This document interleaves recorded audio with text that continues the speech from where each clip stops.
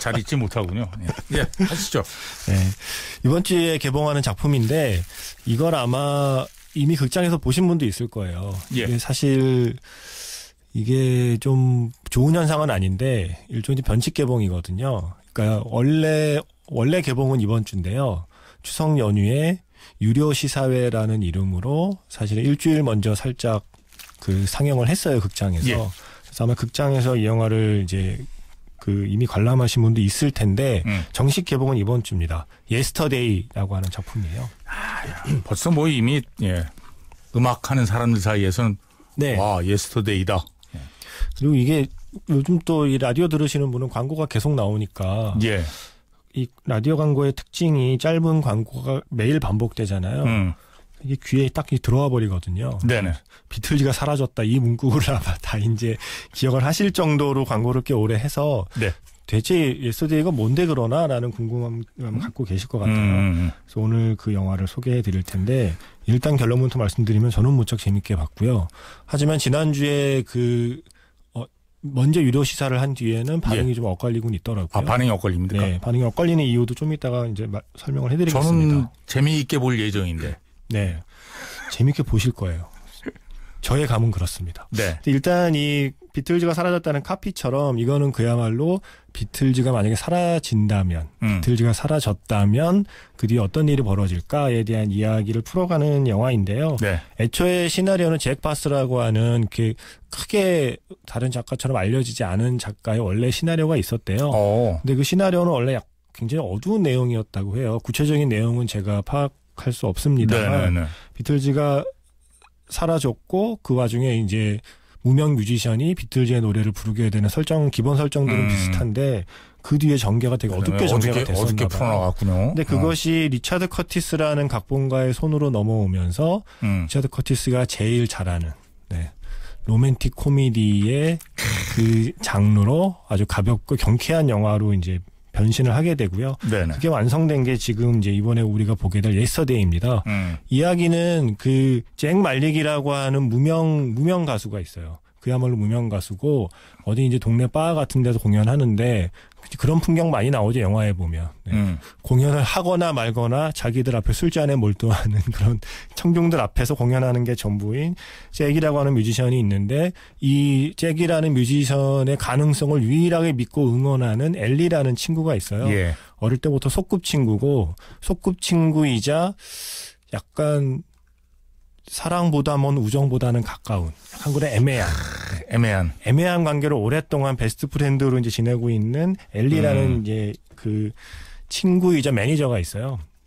근데 이 영화에도 나옵니다만 엘리가 잭이라는 이 남자에게 처음 호감을 갖게 된 건 잭이 무슨 학교회 같은 데서 오아시스의 원더월을 부르는 걸 보고 어머 쟤 노래 잘한다 해서 그때부터 이제 친구이자 연인까지는 아니지만 굉장히 친한 친구이자 매니저가 된 상황이거든요. 네. 근데 그러던 어느 날 어떠한 사건이 일어나고 이 정도는 예고편에 나오죠. 예. 그렇죠. 어떤 사건이 일어나서 전 지구가 잠시 정전이 되고요. 그리고 나서 정신을 차려보니 이 친구는 이제 교통사고를 당했거든요. 예.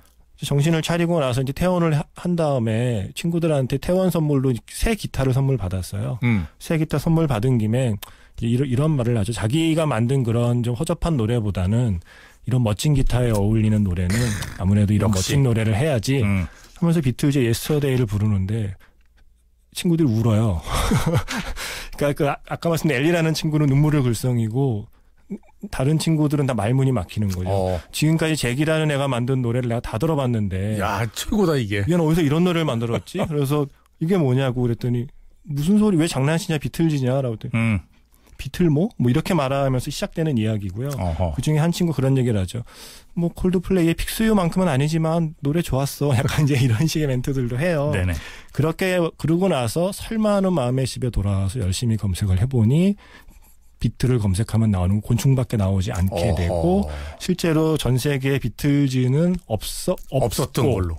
비틀즈의 노래를 기억하는 사람도 아무도 없다는 걸 알게 되면서 본인이 사실은 처음에 이걸로 성공하겠다는 마음보다는 일종의 사명감도 사실은 있었던 거예요. 이렇게 좋은 노래를. 네. 근데 이게 비틀즈가 없어졌으니 악보도 남아있을 리가 없잖아요. 그렇죠. 비틀즈가 만든 노래 자체가 사라졌으니까. 그래서 오로지 자기 머릿속에 있는 비틀즈 노래를 기억을 다 끄집어내서 한 곡 한 곡 거의 필사의 마음으로 필사를 해서 그 노래를 부르기 시작했는데 복원하는 거죠, 일종의 복원. 네.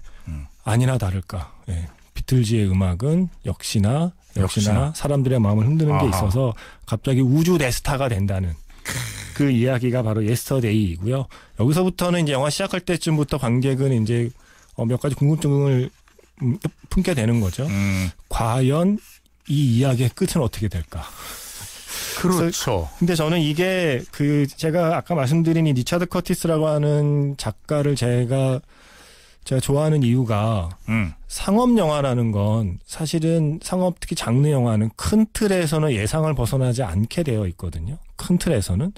그래야죠. 네. 예. 근데 정말 글 잘 쓰는 상업 영화 작가는 전체적으로는 관객의 예상을 크게 벗어나지 않지만 순간순간 장면 대사에서 살짝 관객의 예상을 좀 개선 비껴가는 게 사실은 이 작가의 재능이거든요. 예. 리차드 커티스가 그거를 무척 잘하는 작가고요. 야, 그리고 예전에 작품들 보면 러브 액츄얼리, 노팅힐, 어바웃 타임. 그쵸, 결말이 다 훈훈하게 끝나는. 그리고 본인이 직접 이제 연출한 건 어바웃 타임하고 러브 액츄얼리인데 러브 액츄얼리 만들면서 그런 얘기를 했어요. 그러니까 러브 액츄얼리는 공항에 자기가 힘들 때면 공항에서 사람들이 만나는 풍경을 떠올린다는 얘기를 했거든요. 네네. 그래서 그 영화가 처음과 끝이 공항에서 사람들이 만나는 장면이잖아요. 그렇죠. 예. 그리고 정말 약간 좀 오그라들 만큼 사랑 이야기를 하는 영화들이잖아요. 줄기차게.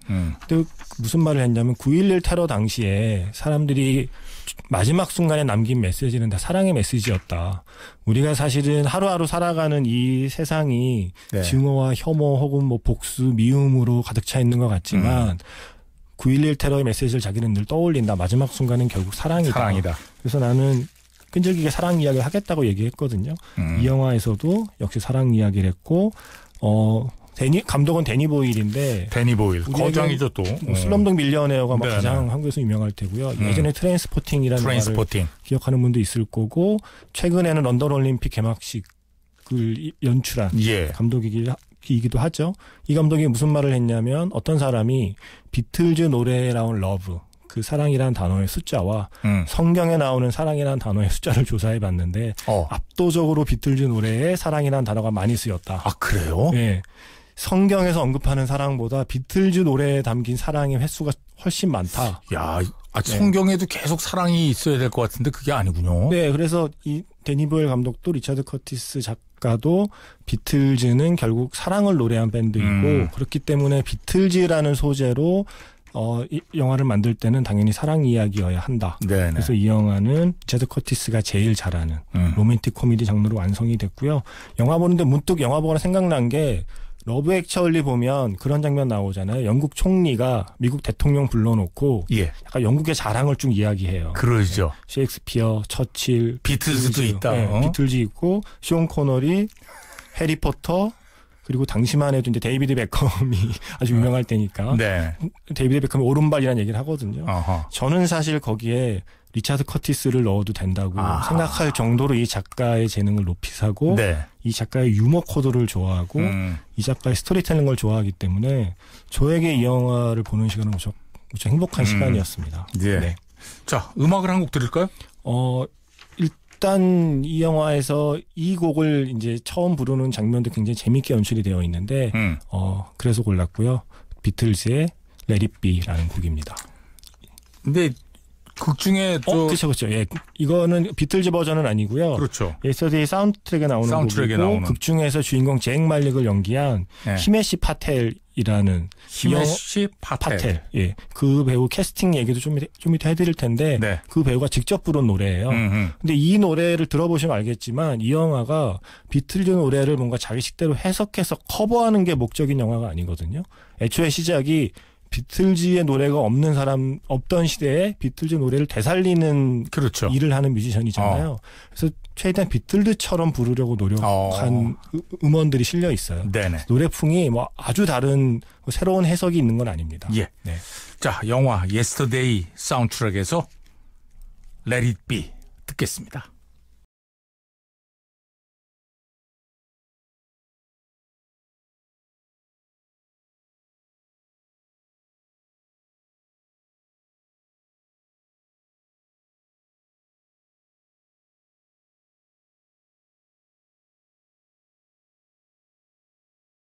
네, 영화 Yesterday 사운드트랙에서 Let It Be 들었습니다.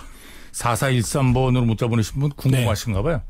저작권을 어떻게 해결했는지가 궁금합니다. 이건 뭐 제가 잘 아는데 저작권 협회에 돈 내고 예, 사용하면 됩니다. 이건 별 문제 없어요. 근데 이게 그렇죠. 또 이혜원 씨가 오랜만에 음악 캠프 듣는데 너무 좋네요. 저는 미국에서 Yesterday를 봤는데 개인적으로 너무 좋았다고요. 10여 년 전에 비틀즈 투어 갔을 때 비틀즈 노래 가사로 신청했던 기억도 나고 그만큼 좋아했기 때문에 노래 가사와 제목을 알고 보면 이 영화가 몇 배는 재밌다. 이게 중요하네. 네. 제가 저거를 지금 방금 주신 거에 하나씩 답을 좀 얘기를 좀 더 보태면요. 네. 사실 비틀즈 노래를 영화에서 쓰는 게 다른 노래에 비해서 쉽지는 않다고 하죠. 예. 그 저작권이 좀 복잡하게 되어 있어서 그런데 이거는 이미 세상을 떠난 멤버의 유족들 그리고 지금 아직 살아있는 멤버들 모두 흔쾌히 우리 노래 다 마음대로 써라. 네네. 그러니까 이게 이러이러한 노래를 쓸 건데 해결해 주세요가 아니라 비틀즈 노래 좀 써도 되나요? 그러니까 다 써라. 그래서 그냥 마음대로 쓰고 싶은 노래를 골라 쓴 영화예요. 행복하게 작업을 했죠. 그러니까 비틀즈 노래가 네. 뭐 엄청나게 많이 나옵니다. 네, 물론 돈은 많이 들었겠죠. 돈은 많이 들었겠지만 그래서 영화에 한 20곡 정도가 나왔던 걸로 기억을 저도 하고요. 그리고 아까 그 문자 주셨는데 노래를 좀 알고 플러스 뒷얘기를 알면 훨씬 더 재밌는 장면들이 많을 거예요. 네. 사실 저도 비틀즈를 잘 아냐 하면 사실 그건 아니거든요. 아하. 저는 그냥 노력하지 않고도 어느 정도 알게 된 세대긴 해요. 비틀즈에 대해서. 그냥 뭐 라디오 좀 듣고 이절이 왔다 갔다 하면서 주워 듣는 거죠 다. 그쵸. 저 또 학교 다닐 때부터 뭐 라디오 듣고 또 음악 좀 듣고 그리고 전 특히 영화 쪽을 하니까 비틀즈를 다룬 영화, 뭐 비틀즈 노래가 쓰인 영화 등등 때문에 조금만 알게 된 게 있잖아요. 그러니까 그 정도만 알고 있어도 순간순간 그걸 좀 재료 삼아서 쓰는 대사들이 재밌는 게 굉장히 많거든요. 네네. 근데 아마 비틀즈의 정말 팬이라면 그리고 세세한 뒷얘기를 더 많이 알고 있다면 그렇죠. 아마 영화를 보고도 제가 미처 캐치하지 못한 다른 장면의 의미들을 많이 알 수 있을 거고요. 그중에는 뭐 많은 사람들이 아는 어떤 유명한 것들도 충분히 언급이 되기 때문에 아주 깊이 있게 몰라도 충분히 알 수 있을 거고요. 그 다음에 비틀즈의 열렬 팬이 아니더라도 네. 배철수의 음악 캠프 청취자라면 백햄 청취자는 뭐 이 영화는 무조건 재밌는 거예요. 재밌을 수밖에 없는 워낙 게 많이 비틀즈 네. 음악을 보내드려가지고 스크러브 락에서 했던 이야기 뭐 아니면 중간중간 노래 틀면서 했던 이야기들이 다 그 좋은 재료가 돼서 영화를 더 재밌게 보게 만들어 줄 거고요. 네네. 아까 저 주연 배우 말씀드렸잖아요. 히메시 파텔이라는 배우 사실 저도 처음 보는 배우고요. 예. 그럴 수밖에 없는 게 이 배우를 오디션으로 뽑았는데 캐스팅 기준이 첫째가 유명하지 않을 것.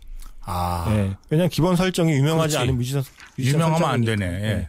첫째가 유명하지 않은 배우일 것, 둘째 코믹함이 있어야 할 것, 셋째 노래가 될 것. 노래가 돼야 됨. 그래서 그 세 가지 조건을 만족하는 드라마 쪽에서 활동하던 히메시 파텔이라는 배우를 캐스팅했고요. 이 배우가 영화 속에 나오는 노래는 직접 다 부릅니다. 네네. 그리고 여기에 또 한 명, 이 배우를 빼먹을 뻔했네요. 네, 배우라는 이름을 붙일 날이 오다니.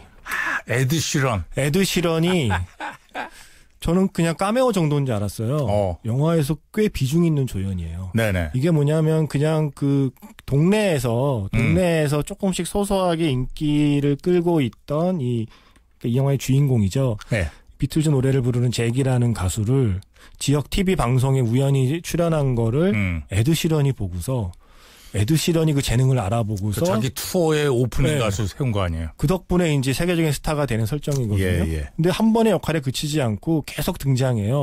에드 시런과 함께. 근데 에드 시런이 영화에서 그런 대사를 하죠. 그 잭이 만든 비틀즈 노래를 듣고 너는 모차르트고 나는 살리에리야 라는 이야기를 하는 역할이 바로 에드 시런의 역할이에요. 자기는 살리에리다 이거죠. 네. 넌 모차르트. 그렇죠.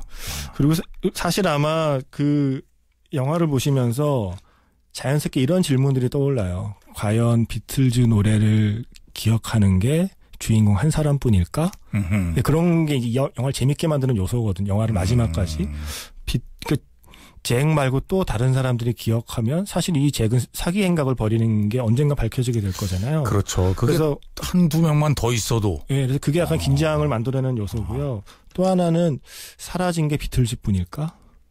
이것도 재밌어요. 이것도 영화에서 그러네. 중간중간 언급이 되는데 그중에 재밌는 게 비틀즈가 없는 걸 보고서 이 주인공이 유명한 밴드나 뮤지션을 막 검색을 해봐요. 롤링스톤즈 찾아보고 막 레드 제플린 찾아보고. 근데 어떤 밴드나 어떤 뮤지션이 있는데 어떤 뮤지션은 또 같이 사라졌어요.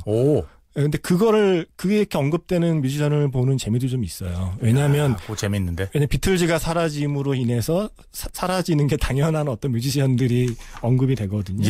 그리고 만약에 비틀즈가 사라졌다면 비틀즈 멤버들은 그럼 어떻게 됐을까에 대한 궁금증까지 영화 속에 이렇게 관객이 보면서 물음표를 달고 갈 요소가 많아서 저는 무척 재밌게 봤고요. 그러네. 그리고 이것을 마지막으로 드리고 싶은 말씀은 먼저 이 영화를 보신 분들이 음악 영화라고 해서 기대했는데 실망했다는 반응이 있어요. 그러면서 언급하는 게 보헤미안 랩소디거든요.